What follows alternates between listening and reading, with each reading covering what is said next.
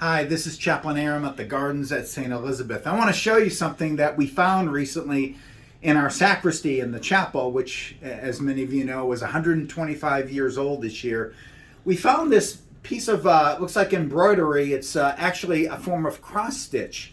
And it's a roll like this that rolls out to about 11 feet long. And if you look closely, it's just exquisite cross stitch. And at the bottom, you'll see it says Jean, and then it says Facet or Fessett, and it says 1889 to 1894.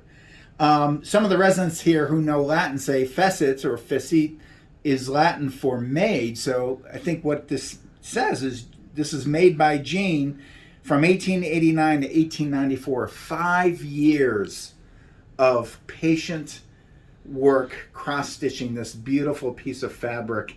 And so I've been on a kind of obsessed with this because I'm like, well, who made this and what is it? And so I started reaching out, and to make a long story short, I had a contact at the Denver Art Museum who is good friends with the former curator of textiles there. They currently don't have a curator, but the former one who recently retired, her name is Dr. Alice Zerbeck. And so she looked at this and got back to me and just said a few things. And she said this long band might have been intended as a border.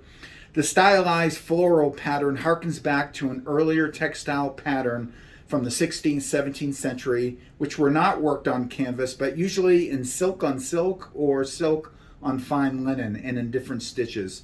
It's not unusual to find these revival designs from Renaissance to later inspiration in the latter part of the 19th to early 20th century.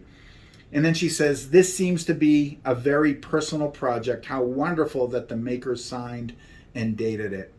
But so I just think, I can't stop thinking about this, how somebody took 5 years and had the patience to just lovingly cross-stitch this and put this together.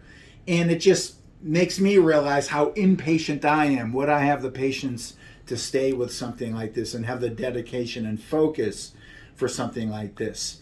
So I just want to learn from this. I have this in my office and I meditate on it, and I want to be a kind of person that has a little bit more patience than I normally do.